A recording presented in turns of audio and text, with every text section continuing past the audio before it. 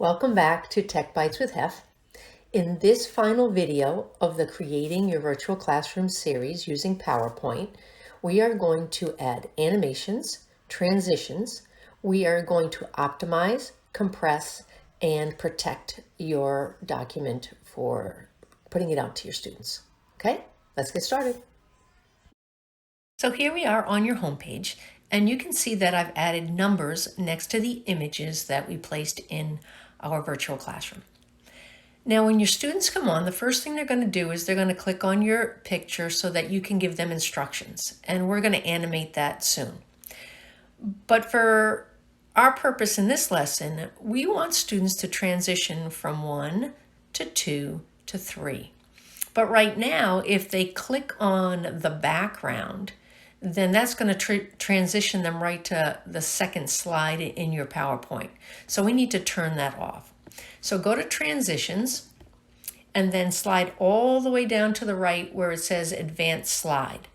You have to make sure that both of these boxes are empty on mouse click and after.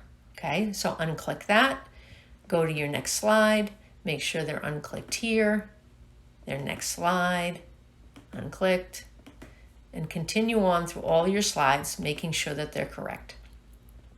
Now go back to your home page, and now when the students click on your image, it will go directly to the link you want them to go to. All right, let's move on. So here we are. Let's start animating.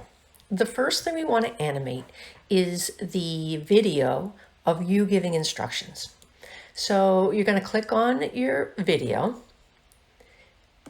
You're going to go to Animations, and then you need to look down to make sure that here where it says on my screen, on click, is what's checked off.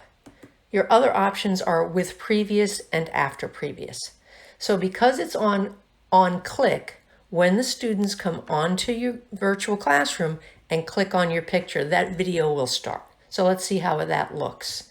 Okay, so I go to slideshow and I go from the beginning. And now when the student clicks on my face, welcome to HPE with Hef. It starts Health automatically. and Physical Education's virtual Excellent. classroom. Next. So let's take a look now at the second way to animate. You'll see on this page I have here, I inserted an audio clip. The way I did that is I went to Insert, I scrolled down to Audio, and then I recorded audio by pressing on that red button and then the stop button, and then it inserts an audio.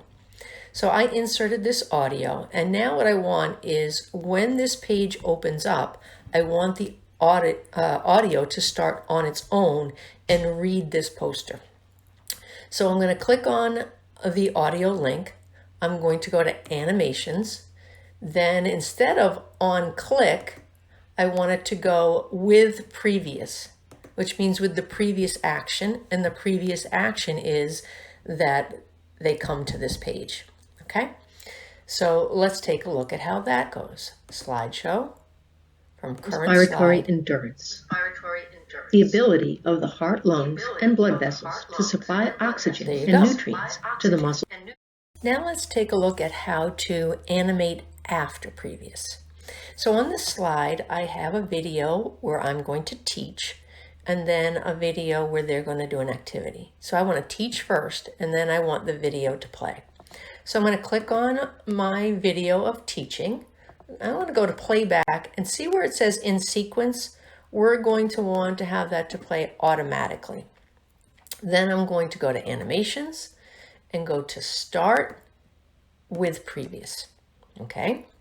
Now click on the video of the activity and go to playback automatically, animations, after previous.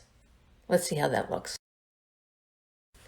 You're going to do some activities, some fitness activities. When you're doing these, you're going to choose this exercise or that exercise. As you go through the exercises, see if you can pick out which ones are cardio respiratory endurance activities.